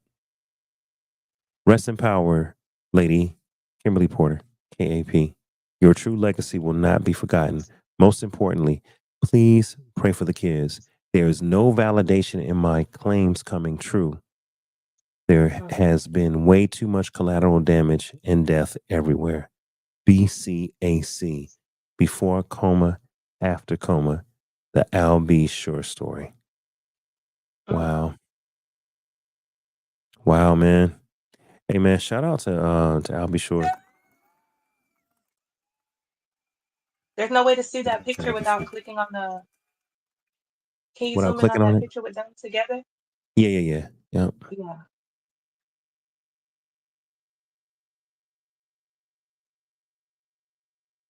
Oh yeah, that is a nice picture. Classic, man. Yeah, Classic, that's a really classic, nice picture. classic. Yeah, man. Hmm.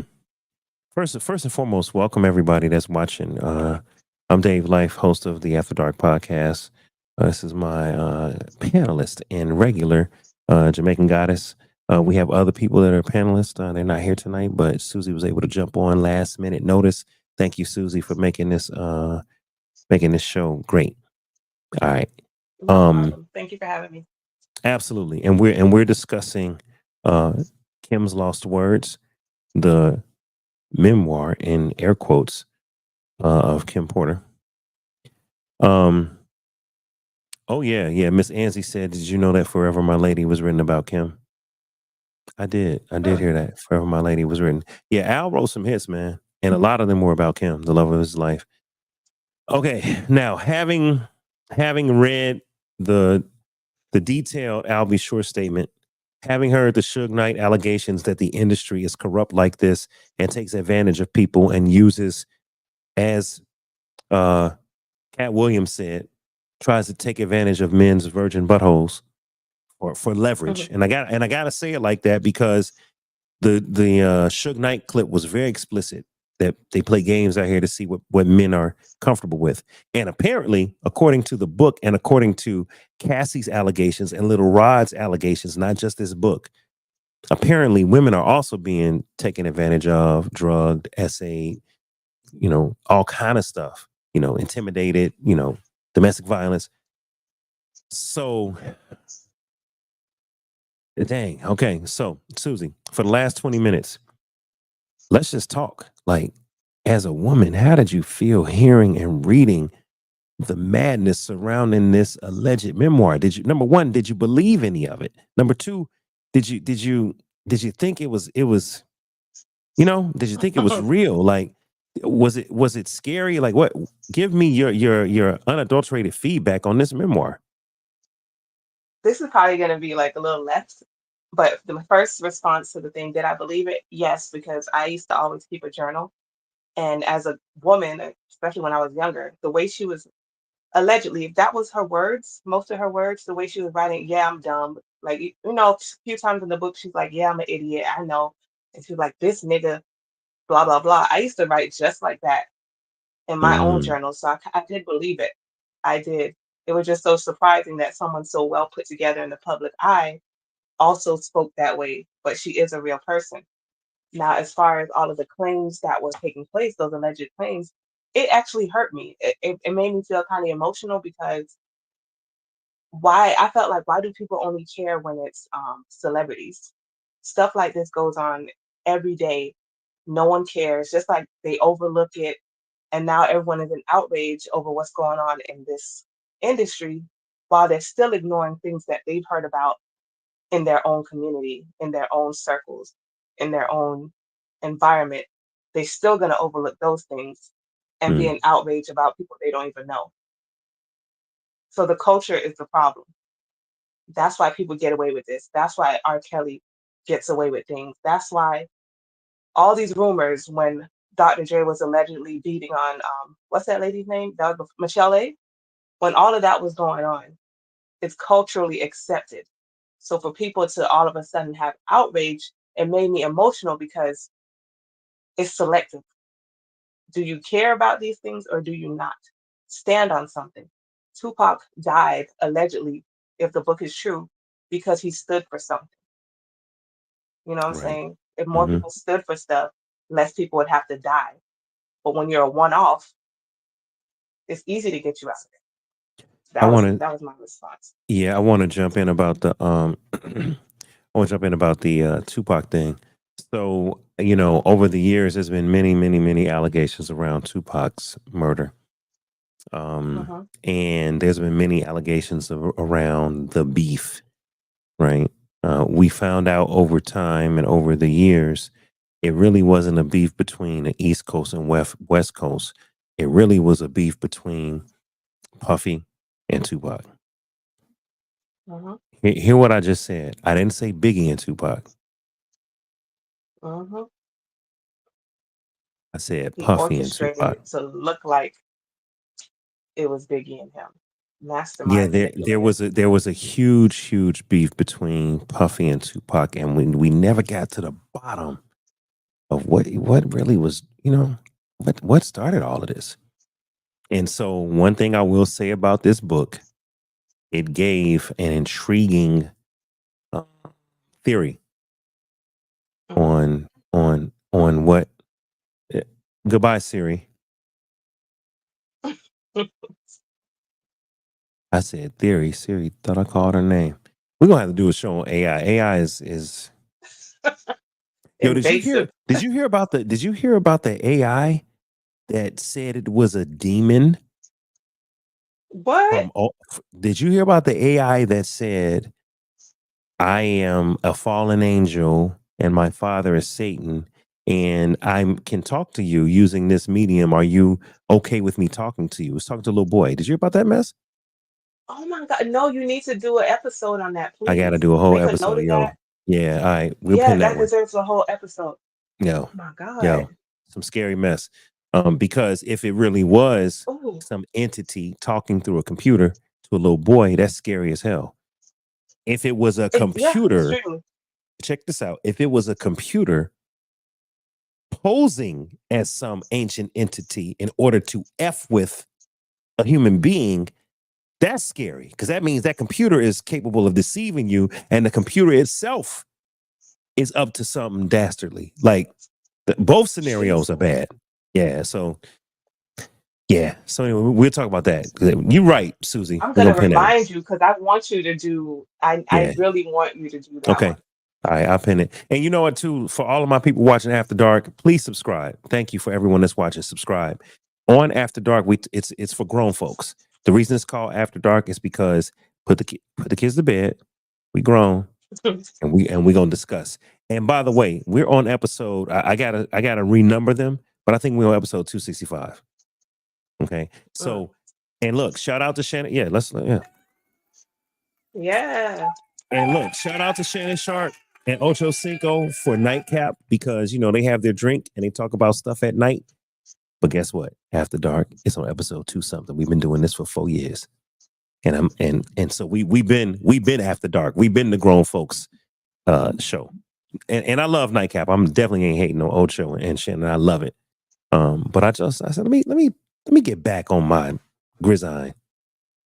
Let me get back on my bullshit. Okay. We here. It's After Dark. I- I'm I'm sorry. You're the only man up there, so I'm gonna. And you're actually a real man, so I'm grateful. I have a question for a real Amen. man. Um, one of the few left. Um, so I thought, I don't know if things have changed with time, with each, like, I don't know, but I thought, you know how they're saying all these women, because allegedly, even like top female Yeah. artists are doing these things and are married. But Yeah. I thought men didn't like women who are ran through. Like I've seen like these men like really coddle. I don't. It doesn't even look like an act. It looks like they still love these women that have been ran through in these whatever these rituals. Like, do men not care anymore? Like how many bodies and how many sexual partners that women Well, have? Susie, we got to separate men with morals versus men Mm, that ain't living by their mhm, morals. All right. mhm, Because look, let's be realistic. Any man, if he puts down all of his morals, could act like a dog. Okay. Any man, we could all say, "Ah, man, I want coochie." mhm, As some men say, I gotta have a variety. I can't just have one. Right. mhm, So human beings are capable. So I'm not gonna act like men can't. Right. But when you have mhm, like an entire industry, and they're not just because you gotta understand, yo, listen, these men in the industry, they can go get women. R. Kelly could sleep with whoever he wanted. Diddy could have slept with whoever he wanted, right? All true. these people, if I just keep saying names, they got money. They could go get any groupie any time of the day. They could fly coochie in from the local strip club if they wanted to. They could pay to play. They don't Mhm, have to be out here abusing. So that becomes a choice when you start seeing stuff, right? And let's talk about that. In the book, there was a statement that was made when allegedly Diddy was caught or seen, like ending a situation with the man, like an encounter just occurred. Mm-hmm. Who I think it was another man or somebody was like shocked to see. Oh shoot! And you know what? I'm sorry. Let me pause. I'm mixing stories. I saw a YouTube video. This ain't from the book. I saw a YouTube video of a man that said he was a comedian. He said he was at a Diddy party, and doors were locked and all this stuff. And he heard somebody getting tore down. He thought it was a woman. Like, man, she getting Mm-hmm. the brakes broke off her. And he kicked in the door like, somebody tearing that up. And he claims it was an actor who played on a sitcom, an actor who played the dad on the sitcom. I'm not going to say the name. He claims it was him, and he claims Diddy was with the guy, and he claims that the guy turned around, was like, oh, shoot, and dude was like, oh, snap, I thought that was a woman. And it was, allegedly Diddy with an actor from a sitcom who played the father. All right. And the comedian said, you can go look up the YouTube. The comedian said that when Diddy, like got himself together and walked past, he said to the comedian, there's no better feeling than making a man do something strange for some money. That was what the comedian said that Diddy allegedly said to him. Go look the YouTube up. All right. Oh Should my I? God. Yeah. You know what? Yeah. I'll leave it there. Y'all can go look that up. And it was from the dad from a certain sitcom. Yeah, y'all look that up. A black All right? dad. A black dad. Yes, of a black sitcom, definitely. That we all watched. Okay. Okay, boom. That, I think that I know who it is. I'm gonna Drake has a diss for Kendrick Lamar that was named after that TV show. I've said it all. If y'all put it together, y'all do the math. All right, so Diddy allegedly said there's no better feeling than to make a man do something strange for some money. So this is what I'm saying. And he said it in front of the guy, just the humiliation rituals. Now that story, as a comedian, I'm not gonna prove or disprove anybody's personal anecdotes or testimony. The comedian claims he was at a party. He claims he kicked the door down. He claims he saw Diddy with a man. Now I'm gonna say this: if I'm at a party and I hear somebody getting tore down, first of all, how do I not know? First of all, how do I not know that that's a man's voice versus a woman's voice? Well, sometimes it does sound a little different. Well, I mean, good Lord, what is going on in that room? Second of all, why the hell am I going to kick the door down? Because I don't. But that's again, the part that pissed me off. Go watch the video. That's why I said, y'all, go watch the video. I don't know what people be on. That's whatever. Second. So it's okay to disrespect a woman, just not a guy. Like if it's a woman who's in there having sex, it's not a problem to walk in and just be like, "Oh, I see you tearing that up." No, that's so disrespectful. All right. I don't know. Go ahead, Dave. I'm sorry. But that goes back to the book, right? The book alleged that Diddy was power hungry and drunk with power. And the book alleged that he offered Kim out to the industry and the industry obliged. It said that initially he disguised it as, oh, let's be poly. No, well, don't hold on, because the poly industry gonna come after me. Let's be swingers. I'm not gonna say poly. Let's be swingers. And she was with it. And then he began to use her curiosity to open up doors to his curiosity and then his interest in various activities. That anecdote from the comedian about the dad from the sitcom kind of lends the idea that, damn, is this true that Diddy was out here, because there have been other stories. One of them was refuted. Christopher Williams went on Willie D Live from Ghetto Boys, and Christopher Williams refuted the rumor about him. And I'm saying his name because he came out and put that lie to shame. Like, ain't no way in hell. So he refuted it. And you know what? Shout out to Christopher Williams. One of the few but that rumor was out there for years. Now, here's the situation. Other people in this book Oh man, we run. Oh, Susie, guess what? 5 minutes. 4 minutes. So here's the question, Susie.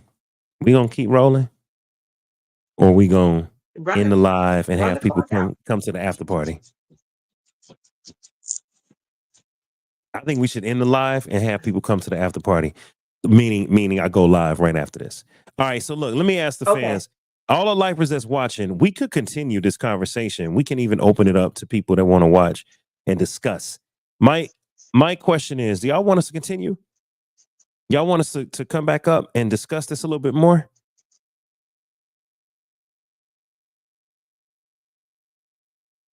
Did somebody hold on? Lifers are sending me information. No, y'all not giving me information. Hold up. Somebody, who the hell? Kim Porter book on Amazon. It's Oh, they showing that found it's it. on Amazon. Oh, they didn't found my email. Come on, lifers. Found All it. right. Shout out to Alicia. How the hell she find my email? Oh, okay, here You it asked is. it on the show. I sure did. And you know what? I forgot my contact information is up. Look, Kim, she said bestseller, good reads. It is on Amazon. Oh, Boom. wow. Great Bestseller is investigative got work, great investigative work to my Alicia. lifers. Alicia, appreciate you, Alicia. Shout out to Alicia, man. All right. Got it done right in time.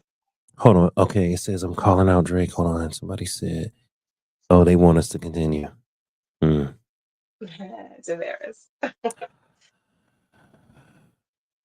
All right, so I'm gonna leave it up to you, Susie. We normally do 2-hour shows. We're at the limit. We're at our 2 hours. And the reason we do 2 hours is because the technology allows me to chop it up when it's under 2 hours. That's a little game for all my people watching that are podcasters. The technology allows you to chop it easier. All right. I want to end it for technology's sake because I think we got some good clips. And I think we should come back. You want me to come back, Susie, or you got to get up and go to work? I know I do too. I gotta lay it down. But I think you should still come. Do you think you can handle it? I mean, I know you can handle it. But do you want to go back up and let like your viewers come up and speak or ask questions? Because this is a really good topic. It's a meaty topic. All right, well, hold on. Did Drake earn the key by putting innocent people behind bars? Oh, it's a lot of comments. Oh. All right, I see some conversations. What if I come back for a little? I could come back for a bit. I got you, Dave. All right, so this is what we're going to do. Hey, everybody that's watching on Instagram, we're going to go back live. Everyone watching on YouTube, we're going to go back live. Give me about 3 minutes. We're going to shut it down. I'm going to post it. And I want you guys to come right back to me on YouTube. All right. All 33 people on YouTube. All right. All 10 people on X. How many we got? 20 people on Instagram. And the people we got on TikTok. Y'all come on back. All right. It's Have your Dave Life, comments man. and questions ready. Yeah, have your comments and questions ready. We coming back. We coming back in just give us 2 minutes. All right. Susie, I'll see you in a little bit. All right. All right. This is dope.